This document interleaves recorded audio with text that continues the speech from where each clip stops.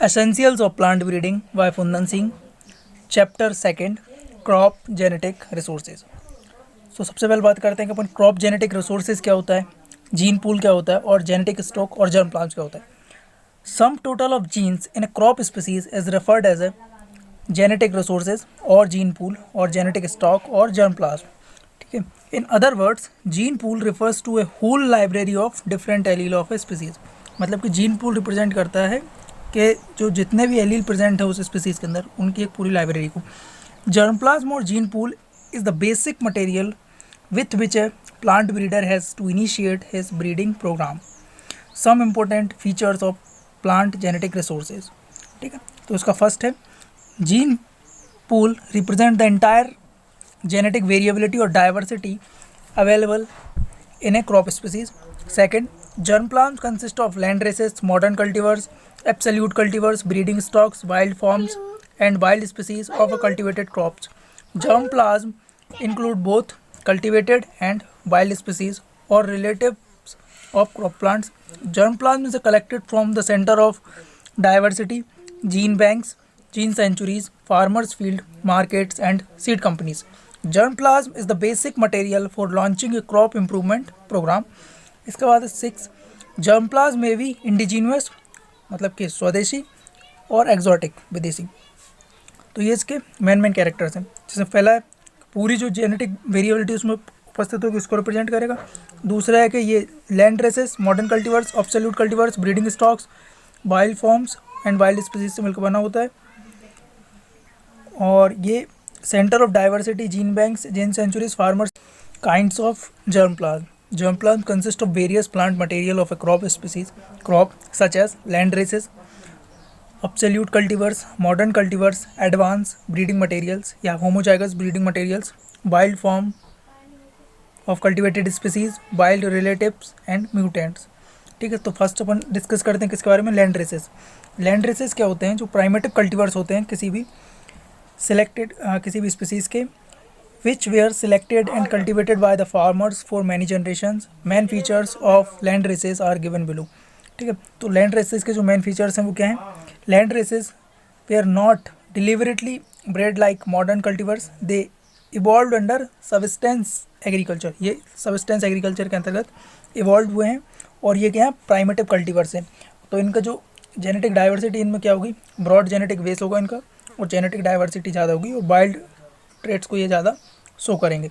Second important features है land races का, land races have a high level of genetic diversity which provide them high degree of resistance to biotic and abiotic resistance stresses। देखो इनमें क्या होती है कि genetic diversity ज़्यादा होगी तो ये जो बायोटिक और एबायोटिक स्ट्रेसेस होते हैं उनके ज़्यादा रेजिस्टेंस हो करेगा। इसके बाद थर्ड पॉइंट है land races have a broad genetic base. इनका क्या होता है, ब्रॉड जेनेटिक बेस होता है जिस कारण वेरिएबिलिटी कारण तो ये वाइडर अडेप्टेबिलिटी शो करेंगे और protection from epidemic of diseases and insect को भी ये शो करेंगे। ठीक है, land races even respond to selection for high yield but to certain extent. Since land races possess valuable genes alleles, their conservation is essential. The main drawback of land races are that they are less uniform and low yielders। तो जो land races की खामी का सबसे बड़ी खामी क्या है कि ये होते हैं लेस यूनिफॉर्म और लो यील्डर्स होते हैं। Land races first collected and studied by Babylov in rice. Now land races have been collected in maize, sorghum, pearl millet and many other crop, especially in South Asia। अपन जो second resource है germ plasm का वो है obsolete cultivars. ठीक है, तो ये improved varieties of recent past are known as obsolete cultivars.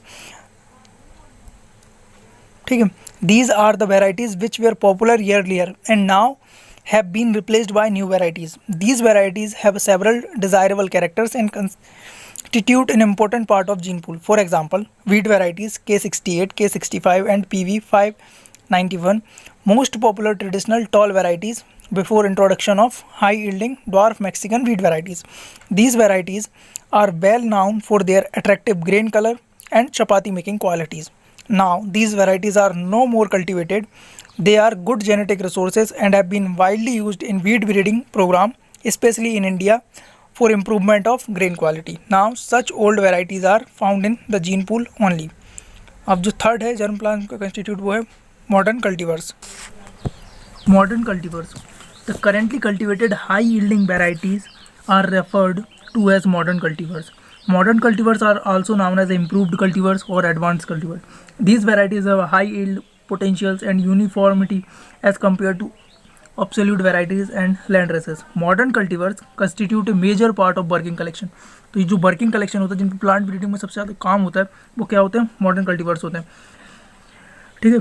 इसके बाद working collection are extensively used as a parent in the breeding programme for future genetic improvement in various characters. Hence, these cultivars are in a great demand. These varieties are the outcome of scientific plant breeding and have been developed for modern intensive agriculture. However, modern cultivars have narrow genetic base and low adaptability as compared to the. Fourth number पे हैं advanced breeding lines. Advanced breeding lines क्या होती हैं? जो pre released plants which have been developed by plant breeder for use in the modern scientific plant breeding are known as advanced lines, cultures and stocks. They include advanced cultures which are not yet ready to release to farmers. Sometimes advanced breeding lines and stocks are not very much productive but constitute valuable part of gene pool for the various economic characters. तो advance breeding lines क्या होती हैं? इनको जो plant breeder ने तैयार किया है बट इनको रिलीज़ नहीं किया गया और फार्मर्स के लिए रिलीज़ नहीं किया गया. कई बार ये होता है कि इनमें ईल्ड तो इनकी कम होती है बट जो इनमें बहुत से वैल्यूएबल जीन्स उपस्थित होते हैं तो इस कारण इसको जीन पूल में ये रखा जाता है इनको, ठीक है. इसके बाद फिफ्थ नंबर पे हैं wild forms of cultivated species. Wild forms of cultivated species are available in many crop plants.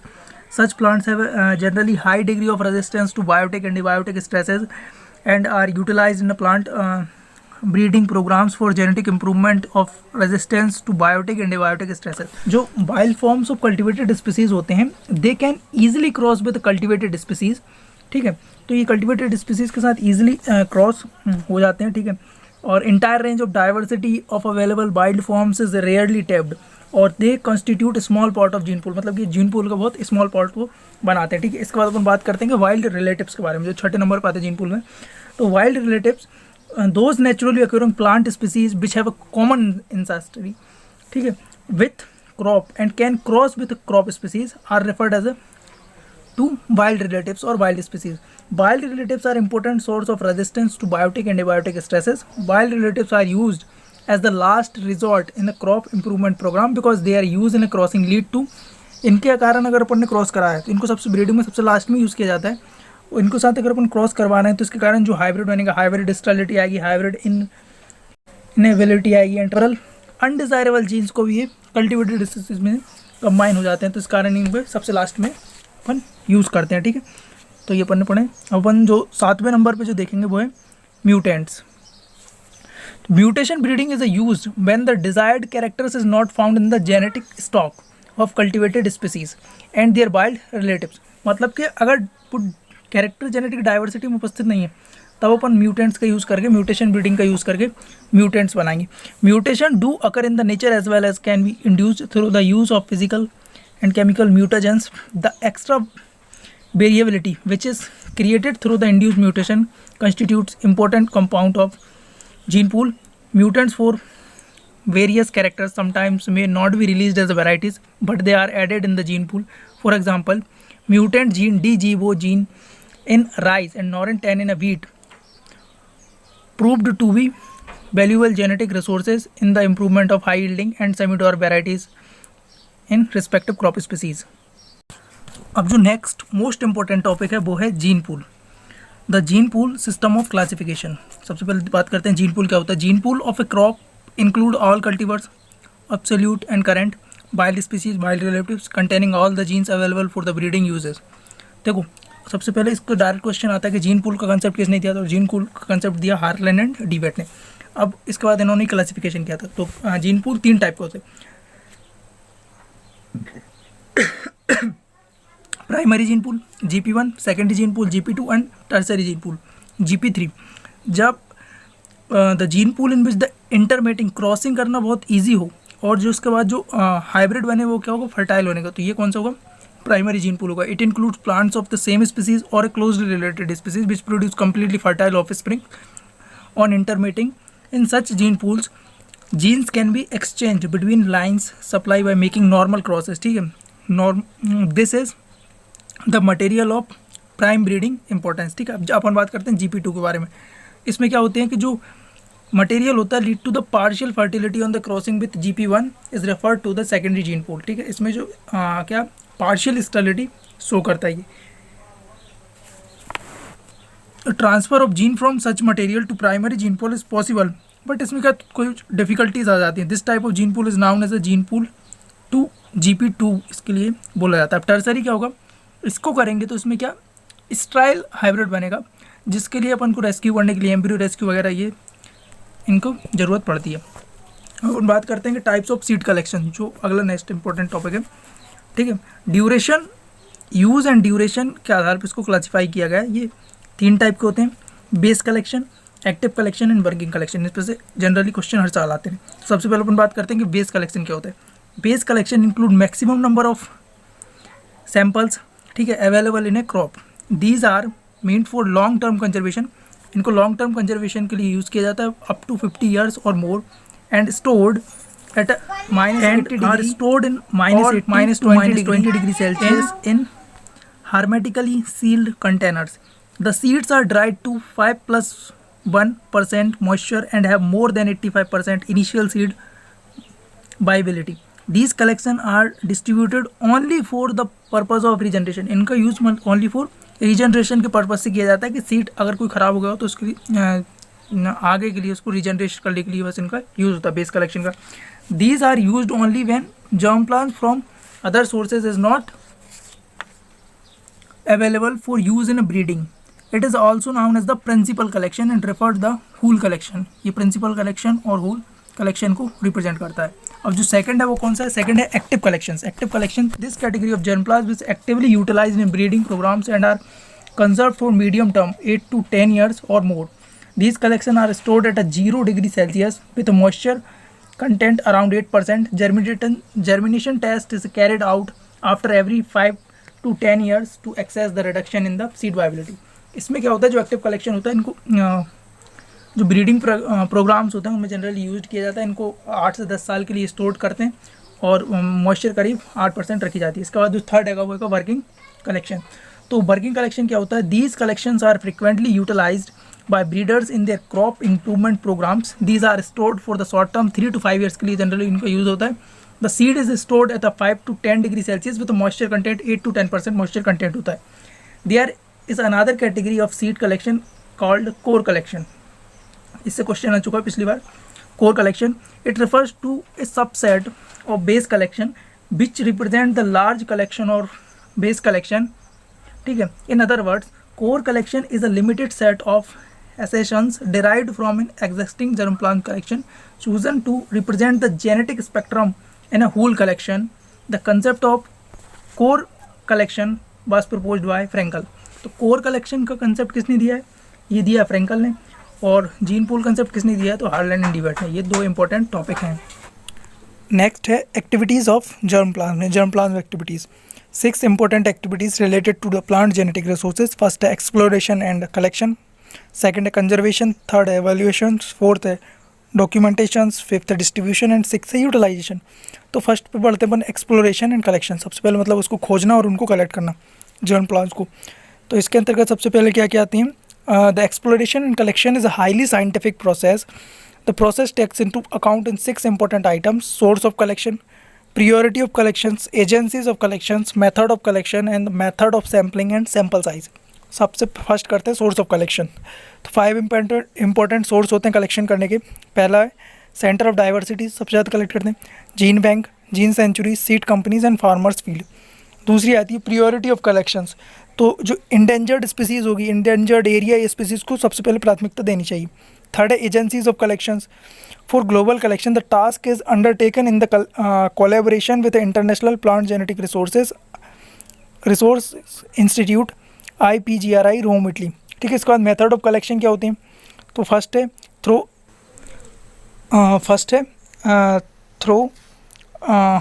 expeditions to the area or regions of genetic diversity. By second है by personal visit to gene bank centers. Third है throw correspondence, and fourth है throw exchange of materials. इसके बाद है method of sampling, तो method की random sampling हो सकती है और विसाइड सैम्पलिंग हो सकती है। रैंडम सैम्पलिंग में क्या करते हैं, effective in capturing of allele for biotic stresses, where non random और biased sampling is useful in a collection of morphologically distinct genotypes, ठीक है। Hence it is advise that the both random as well as a biased sampling procedures should be adapted to tap the maximum genetic diversity of a crop species। इसके बाद sample size क्या होता है, sample size should be such as the 90% of the total genetic diversity can be captured from the area of collection. 50 to 100 individuals collected per sites with 50 to 50 seeds per plant collect करते हैं। Merit and demerits of exploration and collection of germ plant. सबसे पहले merit की बात करते हैं। First है collection help in tapping crop genetic diversity and assembling the same at one place. It reduce the loss of genetic diversity due to the genetic erosion. Sometimes we get material of special interest during exploration trips. Third, sometimes we come across a new plant species during the process of collection. Fourth, collection also help in saving certain genotypes from extinctions. Once the material is collected, it can be maintained further in the germ plant, future in the germ plant. Demerits क्या है, collection of germ plants especially from our other countries sometimes lead to entry of new diseases, new insects and new weeds. इसके बाद second है collection in a tedious collection is a tedious jobs. The collection has to be made generally from uncultivated areas like hills, mountains, rivers, valleys and forests where the collector face problems of boarding, loading and transportations. Third, in the remote areas the collector sometimes has a encounter with wild animals like the elephants, rhinos, tigers, lions and snakes which involves risk of life.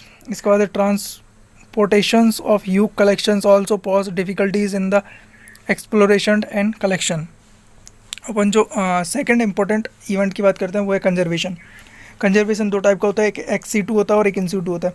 तो in situ में कहाँ पे conserve करते हैं, इसके under natural habitat में ही उसको conserve करते हैं, ठीक है। इसके जो मेन डिसएडवांटेज हैं, each protected areas will be cover only very small portions of the total diversities of a species, hence several area will have to be the covered for a single species. इसके बाद management of such areas है वो, इसमें several problems आती हैं, ठीक है। Costly method germ plant conservation करने की इन सीटू। अपन जो सेकंड बात करते हैं वो है एक्स सीटू। जो सेकंड है वो है एक्स सीटू कंजर्वेशन, मतलब कि जो उसका नेचुरल हैबिटेट है उसके बाहर उसको कंजर्व करते हैं, ठीक है। ये क्या है, most practical method of plant germ plant conservation है, ठीक है। इसके पॉइंट है, सबसे पहले it is a possible to preserve entire genetic diversity of crop species at one place, ठीक है। Handling of germ plant easy होता है इसमें। थर्ड है, इसमें चीप मेथड सस्ती है, मतलब ज़्यादा डिफिकल्टीज नहीं आती। इसके बाद अपन बात करते हैं कि जर्म प्लांट को अपन कैसे कैसे कंजर्व कर सकते हैं। तो इन द फॉर्म ऑफ सीड में कंजर्व कर सकते हैं, इन द फॉर्म ऑफ मेरिस्टेम के तौर पर कंजर्व कर सकते हैं, इनके आधार पर अपन उसका कंजर्वेशन कर सकते हैं, ठीक है। Preservation in the form of seed is the most common and easy method. Seed conservation is a relatively safe, require minimum space except coconut ETC and easy to maintain. Glass, tin or plastic containers are used for the preservation and storage of seeds. The seeds can be conserved under the long term 50 to 100 years, medium term 10 to 15 years and short term 3 to 5 years. Storage conditions, ठीक है। तो जो Roberts थे उन्होंने seed को classified किया दो groups में, किस किस में, ऑर्थोडॉक्स एंड रिकल सिट्रेंट्स में इसको क्लासिफाइड किया। सबसे पहले बात करते हैं ऑर्थोडॉक्स सीड्स की, जिनको अपन ड्राई कर सकते हैं लो मॉइस्चर कंटेंट पे और स्टोर्ड इट लो टेम्परेचर पे विदाउट लूजिंग देयर वायबिलिटी, मतलब इनको लो टेम्परेचर पे भी रख सकते हैं और इनकी लो मॉइस्चर कंटेंट करके इनको वायबिलिटी पे ज़्यादा इफेक्ट नहीं पड़ता। This group include seed of corn, wheat, rice, carrot, beet, papaya, pepper, chickpea, lentil, soybean, cotton, sunflower, various beans, eggplant and all the brassicas. These seeds can be dried and stored at the low temperature for the long period of time. अब अपन बात करते हैं recalcitrant seed के बारे में, ठीक है। recalcitrant seed के बारे में, seeds which show very drastic loss in viability with in a decrease moisture content below 10 to 13% are known as a recalcitrant seeds. This group include cocoa, coconut, mango, coffee, tea, rubber, jackfruit and all palm seeds. Such seeds cannot be conserved in the seed banks and therefore require in situ conservation. Crop species with the recalcitrant seeds are conserved in the field gene banks, which are the simple areas of land in which collections of the growing plants are assumed. अब हम third बात करते हैं क्या, evaluation के बारे में, ठीक है। तो evaluation refer to screening of germplasm in respect to morphological, genetical, economical, biochemical, physiological, pathological and entomological attributes. Evaluation of germplasm is essential for following angles. Evaluation क्योंकि जरूरी है, essential है. To identify gene sources for genetic resistance of biotic and abiotic stresses, earliness, dwarfness, productivity and quality characters. Second है evaluation का essential to classify the germplasm into various groups. Third है to get a clear picture about the significance of individual germplasm line, ठीक है। अब अपन evaluation के लिए क्या क्या यूज़ करते हैं, bye simple measures of dispersion, जैसे कि रेंज हुआ, स्टैंडर्ड डेविएशन हुआ, स्टैंडर्ड एरर हुआ, कोफिशिएंट ऑफ वेरिएंस हुआ, ये सिंपल मेजर्स हैं, ठीक है। इसके बाद अपन मेट्रोगोल्फ एनालिसिस का भी यूज़ कर सकते हैं, जिसको एंडरसन ने दिया था। इसके बाद डी स्क्वायर एनालिसिस, स्टैटिक्स जिसे मेलनोविस ने दिया था, तो इन सब का यूज़ कर सकते हैं। ये साइंटिस्ट आप याद रखना, क्योंकि जनरली कभी कभी पूछ लिया जाता है। बाकी अपन बायोमेट्रिकल जेनेटिक्स में इसको अच्छे से देखेंगे एक बार, ठीक है। तो the evaluation of germplasm is down in 3 different places, in the field, green house और इन द लेबोरेटरी। अपन चौथा जो मेन एक्टिविटी है डॉक्यूमेंटेशंस। तो जैसे अपन उसका इवेल्युएशन हो जाएगा तो उसके बाद अपन डॉक्यूमेंटेशन करेंगे। Documentation refers to the compilation, analysis, classification, storage and dissemination of information in plant genetic resources. Documentation means dissemination of information about various activities such as the collection, evaluation, conservation, storage and retrieval of data.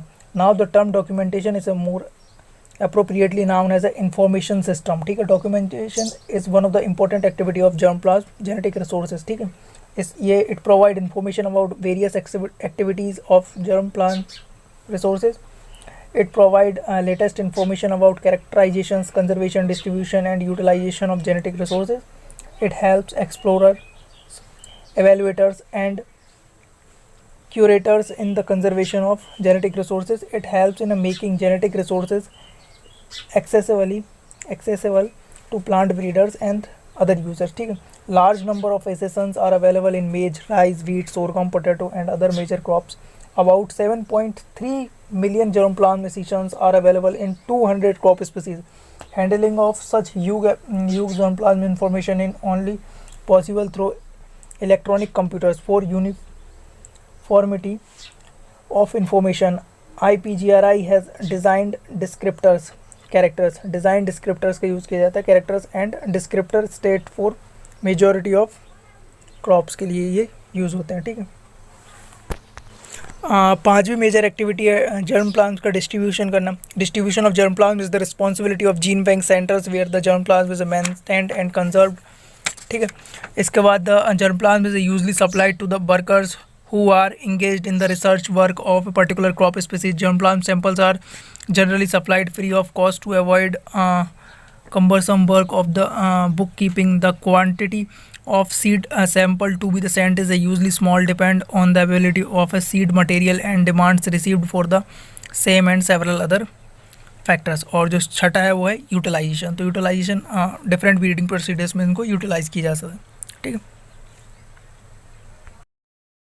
इस topic का, इस chapter का सबसे important जो topics है वो organisations associated with germ plant. तो इसमें सबसे पहले आता है IPGRI जो इंटरनेशनल लेवल पर काम करता है, और दूसरा है NBPGR। तो सबसे पहले बात करते हैं अपन IPGRI के बारे में। International plant genetic resource institute, it is an autonomous international scientific organizations. The functioning of IPGRI and the other international research institute is supported and supervised by the Consultative Group of International Agricultural Research. अब तो Consultative Group of International Agricultural Research का बना था 1971 में बना था, ठीक है। CGARI constructed in 1971 by the joint effort of the Food and Agricultural Organization and the World Bank and the United Nations Development Programs UNDP to establish international research institute and assess their progress.